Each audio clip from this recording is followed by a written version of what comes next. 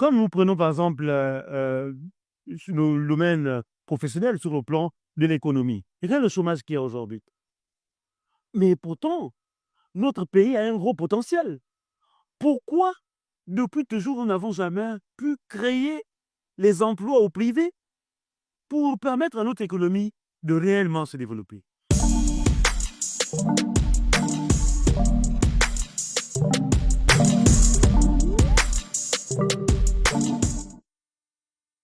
Mesdames et messieurs, bonsoir. Bienvenue sur GMT TV dans le cadre de votre émission Interview exclusive. Ce soir, nous recevons Alain Mouagouadi, membre du bureau provisoire du PNTP, Parti national pour le travail et le progrès, dirigé par Jean-Rémy Yama. Découvrons ensemble la vision, les ambitions, les défis de ce nouveau parti politique axé sur le travail, la justice et le progrès. Restez avec nous. Alors, Monsieur Alain Mouagouadi, merci d'avoir accepté notre invitation. C'est moi qui vous remercie de nous donner l'opportunité de nous exprimer sur notre nouvel appareil politique qui vient d'être créé le samedi et le dimanche dernier, donc le 26 janvier 2025. Alors, avant de passer dans le vif du sujet, j'aimerais quand même vous faire commenter l'actualité. Le calendrier électoral est désormais connu, du moins pour le premier tour de la présidentielle. Le code électoral désormais adopté. Quel regard portez-vous notamment sur ce chronogramme qui a été décliné? Bien, nous constatons effectivement que le CTRI et le gouvernement tient à tout prix à sortir rapidement de cette transition. Nous n'avons rien à dire à ce niveau, sauf que nous souhaitons que cette sortie ne se passe pas au mépris ou de la démocratie ou des valeurs que nous voulons promouvoir. Donc nous souhaitons que ces élections se déroulent sans aucun incident particulier, qu'il y ait une véritable transparence et que ce soit celui qui gagnera les élections qui sera déclaré vainqueur et que ceux qui seront candidats et qui auront perdu reconnaissent, appellent donc le vainqueur pour le féliciter. Et cela, je crois que ce sera la première victoire de la transition si effectivement les élections se déroulent sans aucun incident particulier. Alors, passons, si vous voulez, à votre formation politique qui a officiellement été présentée le dimanche 26 janvier 2025 par Jean-Rémy Yama. Alors, pouvez-vous nous expliquer la genèse de ce parti et les valeurs fondamentales qu'il incarne? Alors, déjà, comme il l'a dit, ce parti naît à la suite d'une longue réflexion. Le président Yama et beaucoup d'entre nous sommes des syndicalistes. Nous sommes souvent battus pour la démocratie. Et souvent, nous avons été interpellés par des hommes politiques qui nous faisaient croire qu'en tant que syndicalistes, nous n'avons pas le droit de faire le débat démocratique. Or, de par le monde, le syndicaliste a le droit de donner son avis sur toutes les situations, que ce soit économiques, politiques ou sociales. Donc, nous avons souvent donné nos positions et ça nous a souvent valu la foudre des politiques. Certains d'entre nous ont été victimes des suspensions de salaire. Le président Yama a été incarcéré à 2 reprises, tout simplement parce que la justice est manipulée. Et lorsque vous êtes des hommes et des femmes de conviction qui avaient une vision différente de celle que nous avons actuellement, parce que notre pays, avec toutes les ressources qu'il a, malheureusement, beaucoup de Gabonais vivent dans la pauvreté. Beaucoup de personnes qui travaillent sont pauvres parce que vous êtes fonctionnaire, c'est vrai, vous avez un salaire chaque fin du mois, mais vos salaires vont essentiellement à régler le quotidien. Le coût de vie est très élevé. Donc, quand vous regardez toutes ces choses, vous voyez combien des Gabonais se meurent dans cette misère, dans cette galère, dans toutes ces situations qui n'honorent pas notre pays avec toutes les ressources que nous avons. Le président Yama a pensé qu'il faut que nous déplaçons le combat qui a souvent été syndical. Nous allons l'amener sur le terrain politique avec nos arguments, avec notre instrument qui est le parti que nous venons de mettre en place. Notre vision est essentiellement socio-démocrate et vous savez que nous sommes des syndicalistes et que notre esprit, notre engagement est orienté par la fibre syndicale. Donc le bien-être de la population, le bien-être du Gabonais, c'est principalement ce que nous dites. Alors justement, vous vous positionnez comme un parti de rupture avec les pratiques passées. Vous évoquiez tout à l'heure le fait que le président Yama a été incarcéré sous le régime ancien. Justement, quels sont les principaux objectifs sociaux à court, moyen et à long terme Alors, que vous fixez? déjà à court, moyen, à long terme, bon, déjà la première chose, nous œuvrons pour, disons, l'implantation et l'organisation de notre parti. Ensuite, faire nos débats politiques. Il faut bien que notre position soit clairement connue des Gabonais. Nous avons dit que nous voulons accompagner la transition, mais pas à tout prix. Il va falloir que le Gabonais soit mis au centre de ce que les autorités de la transition veulent du Gabon de demain. Il n'est plus question que les Gabonais soient laissés en marge du progrès ou du développement. Quand nous prenons par exemple le cas des agents publics, nous constatons malheureusement que depuis que le président de la transition est arrivé, c'est vrai qu'il a payé les rappels, mais ce qui permet à un homme de se prendre en charge, c'est d'abord son travail. Et si malheureusement, votre travail vous appauvrit parce que l'État ne vous donne pas le salaire qui correspond à votre ancienneté par la non-régularisation des situations administratives, ça c'est quelque chose qui fait que beaucoup de Gabonais sont malheureux par rapport au fonctionnement de cette transition. Donc nous souhaitons que tous ces soucis qui concernent le Gabonais, nous voulons que ceux qui ont la charge de la chose publique aient beaucoup plus de l'amour pour le pays, mais également pour les Gabonais. Parce que lorsque vous aimez un peuple, vous souhaitez que ce peuple ait un bien-être, vous souhaitez que ce peuple vive dans les meilleures conditions, vous allez tout faire pour que le peuple gabonais soit correctement éduqué, qu'il soit correctement soigné, qu'il ait une activité professionnelle qui lui permet de correctement gagner sa vie et de se prendre en charge, donc de s'épanouir. Il faut que le Gabonais s'épanouisse avec son travail, avec son quotidien, avec tout ce qu'il fait, et que le responsable politique lui manifeste un véritable intérêt, qui ne soit pas seulement un instrument qui l'aide à se faire élire pendant une élection, mais qu'il y ait un retour de l'ascenseur dans le cadre de leur quotidien. Alors, vous présentez votre parti politique, enfin, votre engagement syndical comme la base justement de votre engagement politique.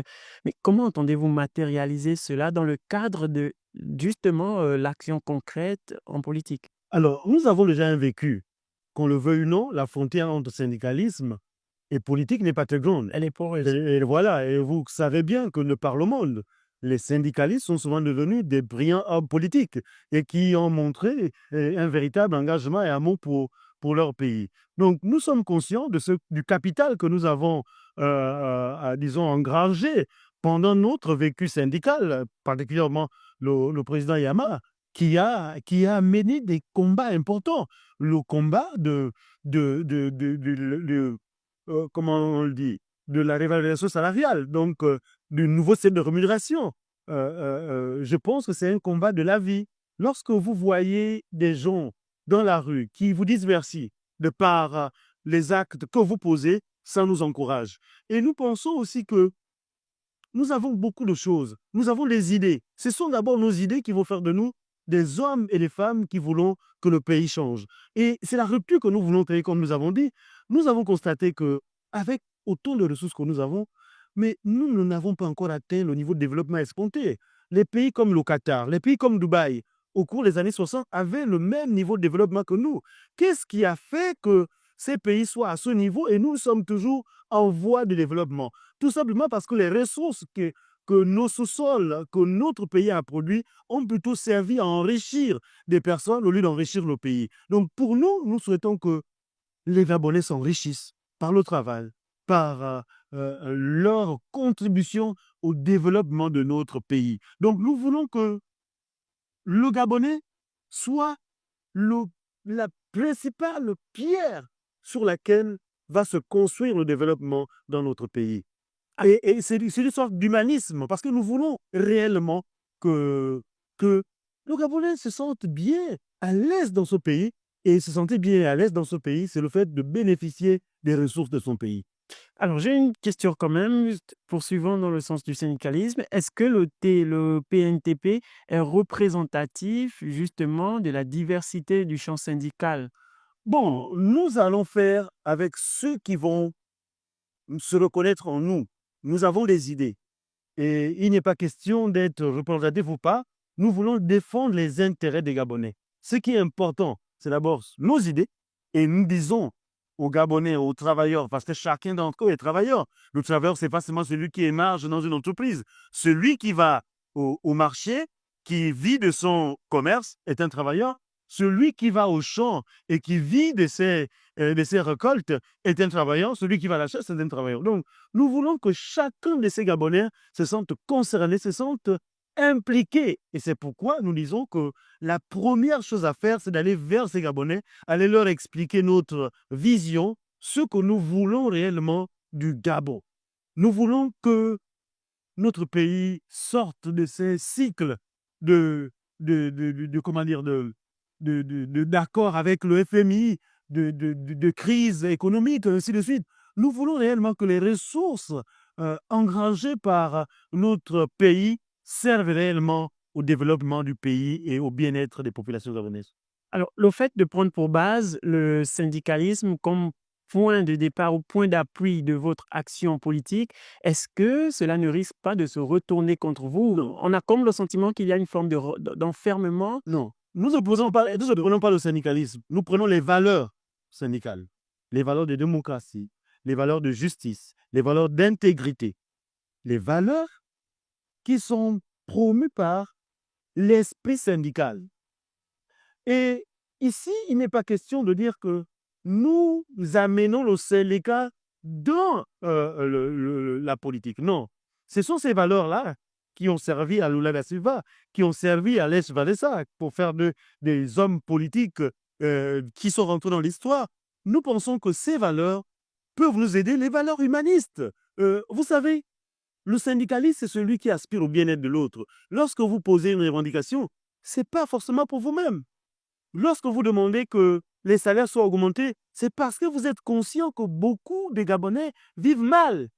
Nous l'observons chaque jour. Les Gabonais nous interpellent. Et le champ syndical, malheureusement, est limité. Parce que lorsque vous posez un problème à un homme politique, il vous donne bien sûr un accord, mais malheureusement, il vous trouve quelquefois des raisons pour ne pas faire aboutir la revendication. Nous avons par exemple aujourd'hui, quand je prends le cas des revendications au niveau de l'administration publique, vous avez par exemple des agents publics qui vont à la fonction publique à qui on dit mais vos situations ont été régularisées. Mais regardez l'écart qu'il y a.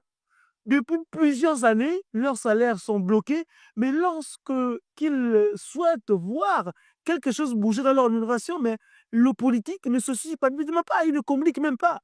Or, nous ne voulons plus que certains soient laissés comme ça à la marge. Il faut qu'on tienne compte de tout le monde.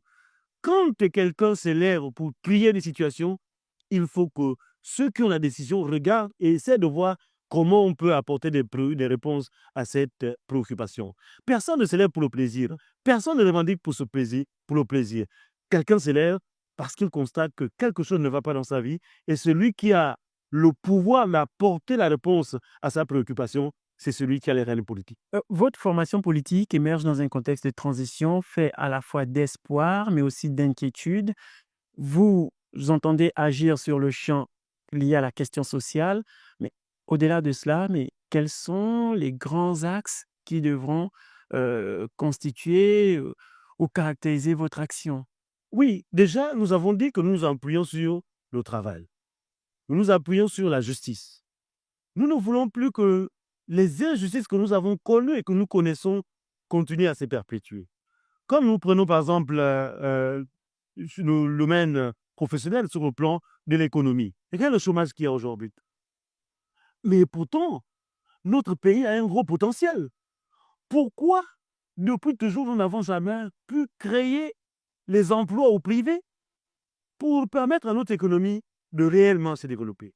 Donc, nous souhaitons que l'État soit l'organisateur, celui qui crée les conditions pour une véritable économie.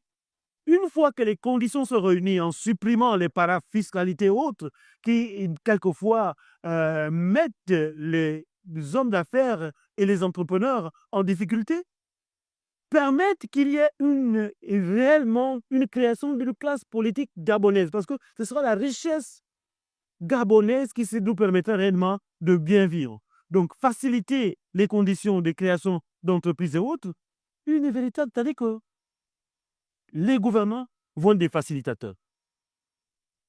Notre tissu économique, malheureusement, est pauvre. Explorer les domaines qui vont nous permettre de créer davantage d'emplois.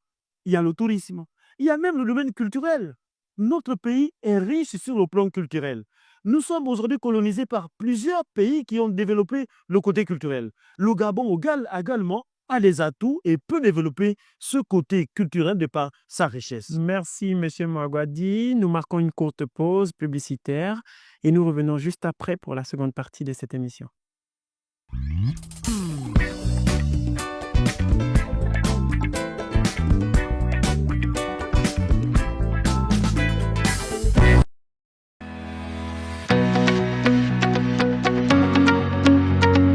Aujourd'hui, on a un vrai problème en termes de la gestion des déchets autour de la consommation. Et pour nous, en tant que leader de la distribution au Gabon, il était important de faire un geste. Je m'appelle Koray King, je suis artiste visuel, je raconte la forêt. Mon travail tourne essentiellement autour de l'environnement, des espèces en voie d'extinction.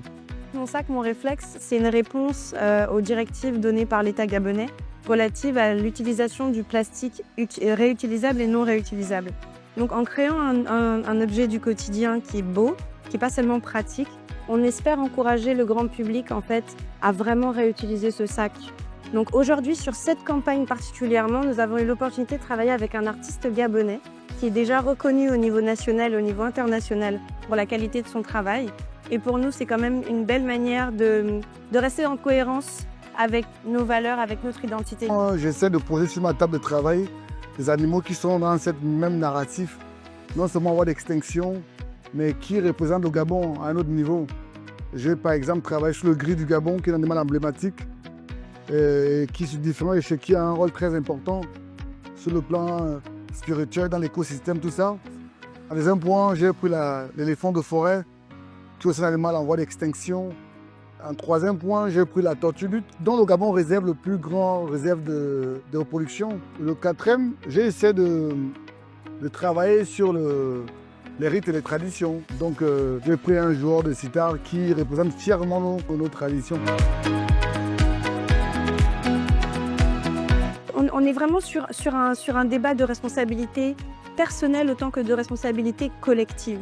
Et on espère qu'en arborant ce sac, les clients sauront qu'ils rentrent dans un mouvement qui vise donc à s'inscrire dans une vision positive de la préservation de l'environnement et se rappeler que chaque geste compte. C'est pas qu'un sac. Je vous dis, chaque sac a l'air d'être un sac, mais non, c'est une œuvre d'art. C'est un testament pour l'environnement.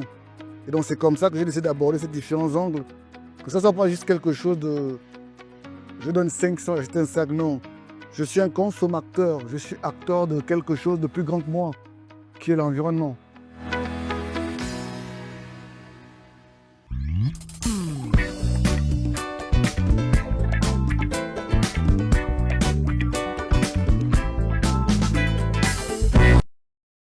Nous sommes de retour sur ce plateau avec Alain Mwagwadi, membre du bureau provisoire du PNTP, Parti national pour le travail et le progrès, avec qui justement nous parlons de cette formation politique qui a officiellement vu le jour le dimanche 26 janvier dernier. Alors, M. Mwagwadi, poursuivons notre interview. Dans son discours, Jean-Rémy Yama évoque un retour inquiétant d'un ordre passé.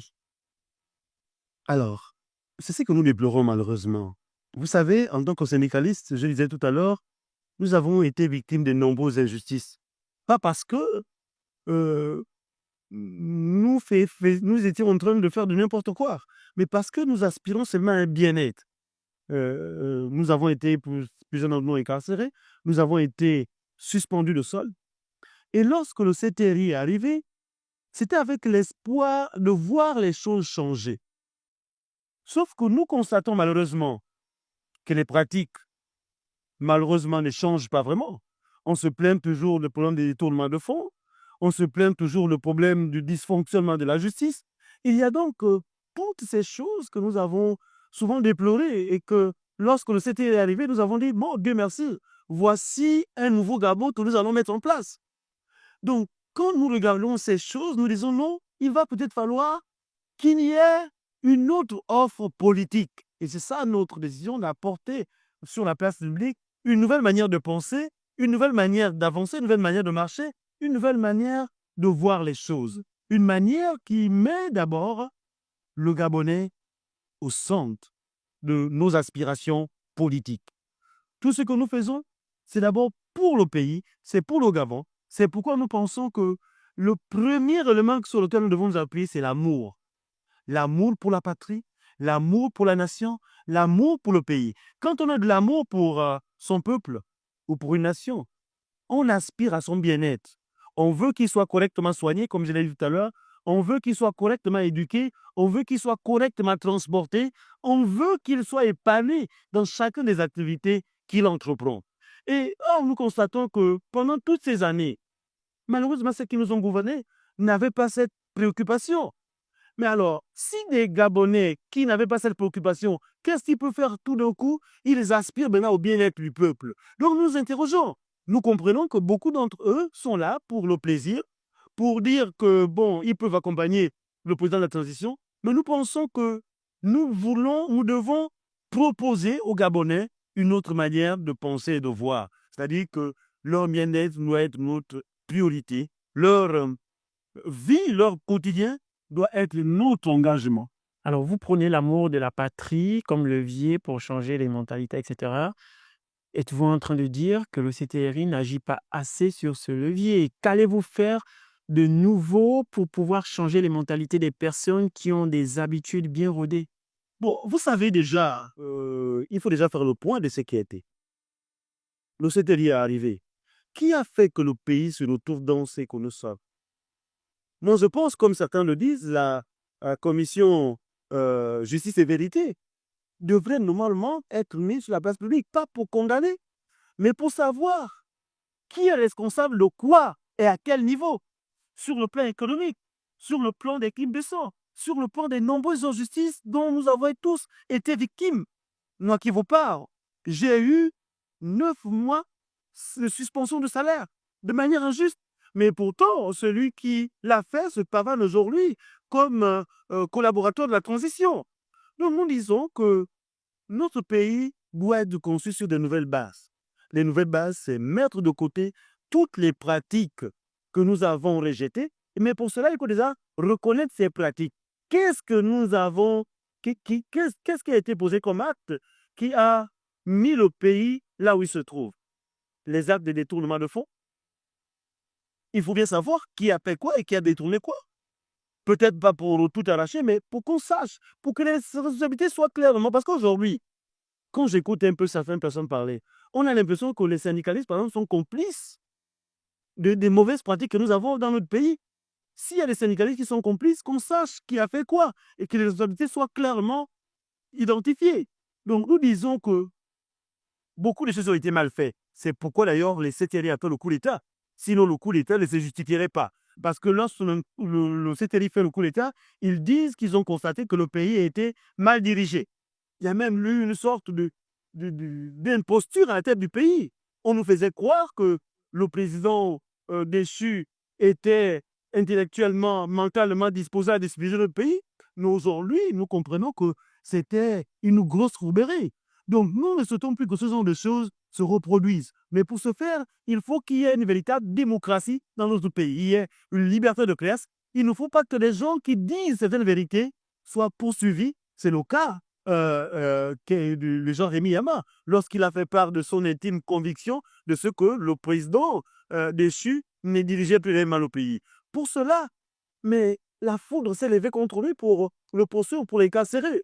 Donc, la démocratie permet à chacun de s'exprimer et à ceux qui ont le pouvoir de bien faire les choses. Toutes les fois qu'ils feront mal les choses, ceux qui ont le courage de le dire, le diront, les Gabonais seront au courant. Lorsque les Gabonais sont au courant, ils l'apprécieront à leur juste valeur. C'est-à-dire que celui qui a mal géré un pays, lorsqu'il vient se présenter à une élection, forcément, parce qu'il a mal fait, il ne sera pas réélu. Ce que nous ne comprenons pas, c'est que des gens qui font mal soient réélus. Et nous comprenons que cela s'est fait parce que nos élections n'étaient pas transparentes, n'étaient pas justes. Donc, ce sont tous ces détails-là desquels nous souhaitons vraiment sortir. Alors justement, sur ces points précis, donc, comment entendez-vous agir pour garantir la séparation des pouvoirs, l'intégrité des institutions au Gabon? Bon, déjà, nous avons mené campagne pour le non. Malheureusement, les Gabonais ont voté cette constitution qui permet au président de décider de temps en temps dans le domaine législatif et dans le domaine judiciaire. Mais ici, le premier travail que nous avons à faire, c'est celui de la sensibilisation.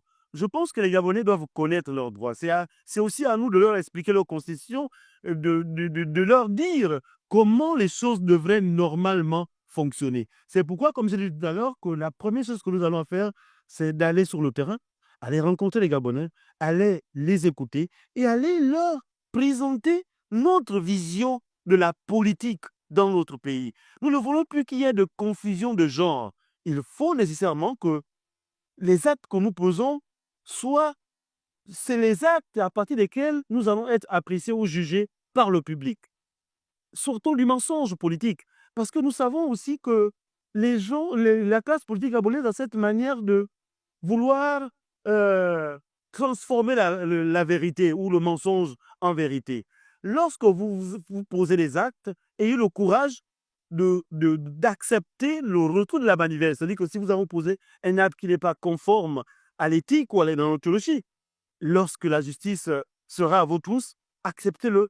Lorsque vous avez mal agi en tant qu'homme politique, lorsque les Gabonais voteront contre vous, n'allez pas trafiquer les résultats. Donc, ce sont toutes ces choses que nous souhaitons réellement que les Gabonais prennent conscience et qu'ils soient également engagés politiquement. Parce que je constate, je vous le dis comme ça, que le système éducatif gabonais n'a pas vraiment permis de développer la conscience politique chez nos populations. Donc, il va falloir que la politique s'organise pour permettre à chaque Gabonais de bien connaître ses droits et lorsqu'il s'engage, il s'engagera en toute âme et conscience. Il ne faut plus que nous ayons des débats du genre vous qui venez demander de voter non parce que vous voulez la pérennisation de l'homosexualité. Nous avons été des syndicalistes, à aucun moment nous avons fait la promotion de l'homosexualité. Au contraire, nous nous sommes battus pour que ce soit les valeurs culturelles gabonaises qui soient intégrées dans le vivre ensemble de notre pays. Monsieur Mokwadi, vous évoquez là une question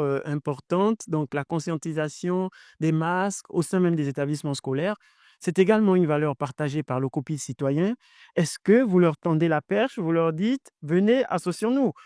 Justement, dimanche dernier, le président Yama présentait votre parti comme un parti de rassemblement et on appelle aux hommes de lumière. Est-ce que ces hommes de lumière peuvent être également les membres du COPIL citoyen? Nous touchons tout le monde. Nous voulons que tout le monde comprenne d'abord la vision de notre parti, mais qu'il prenne aussi conscience que ce n'est pas d'abord pour son intérêt personnel. Parce que le président Yama l'a dit, nous avions les mêmes valeurs. Mais quand vous regardez un peu le paysage actuel, il y a des gens qui sont contrairement, disons, loin des principes et des valeurs qu'ils défendaient avant la transition. Nous devons être justes avec tous les Gabonais. C'est-à-dire que si nous avons combattu Ali Bongo dans certaines pratiques, si le président actuel tombe dans certaines pratiques, nous avons l'obligation de dire que les choses sont mal faites. Parce que notre rôle à nous, c'est d'aider ceux qui ont pour le moment le pouvoir à bien faire. Il ne faut plus que nos pratiques nous rattrapent dans quelques années. Donc, pour nous, nous restons dans la rue, nous restons dans la vérité. C'est comme nous avons parlé de ténèbres et de la lumière. Parce que ceux qui font la promotion du mensonge dans la politique sont dans les ténèbres. Et ceux qui veulent réellement que la vérité prospère dans l'action politique, que l'éthique, que la démocratie prospère, ceux-là, à mon avis, sont dans la lumière. Alors, nous arrivons malheureusement au terme de cette émission, mais j'ai quand même une toute dernière question. Quelles sont les ambitions de votre parti? Est-ce que vous entendez proposer un candidat pour la présidentielle? des listes aux locales et des candidats aux législatives? Alors, nous sommes dans un processus. L'activité de dimanche dernier était la naissance de notre parti politique. L'enfant est né, nous sommes en train de nous organiser pour lui donner un cadre juridique, pour lui donner un espace, pour lui donner des adhérents. Pour le moment, nous sommes dans ce processus. Comme l'a dit le président Yama, nous ne voulons pas anticiper sur ces événements. Nous souhaitons que la transition se termine dans de bonnes conditions, que les élections se déroulent dans de bonnes conditions et que ceux qui seront élus soient déclarés vainqueurs aux élections et que ceux qui auront perdu appellent les autres pour les féliciter, pour les encourager, pour les inciter à bien faire et à nous garder dans l'unité. Parce que je constate malheureusement qu'il y a une sorte de clivage dans notre pays. Parce qu'on est avec ceux qui sont dans le pouvoir, on pense que ceux qui pensent différemment sont devenus nos ennemis. Non, nous sommes tous des Gabonais et ça, c'est les valeurs d'unité que nous puisons dans notre hymne national et que nous avons intégré dans notre parti parce que nous ne voulons pas que disons, des Gabonais qui sont dans la part du gain, qui sont dans les intérêts personnels, cherchent des clivages inutiles. Nous voulons tous, si nous sommes les hommes politiques, le développement de notre pays. Et c'est l'intérêt du Gabonais qui devrait être au centre de notre action politique. D'accord, donc les candidats aux élections, ce n'est pas pour maintenant. Les candidats aux élections seront connus au moment venu. Donc pour le moment, nous sommes dans l'organisation de notre parti politique. La première étape que nous aurons, ce sera d'aller vers les Gabonais, aller leur demander d'adhérer à notre parti. Et une fois que cette étape sera franchie, vous serez informés au fur et à mesure.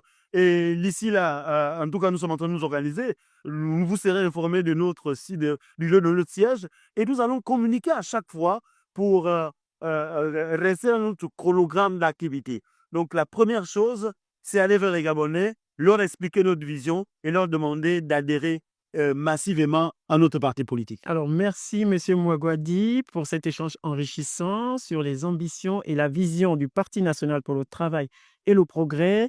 Merci également à nos internautes pour votre fidélité. Restez connectés sur GMT TV pour d'autres programmes.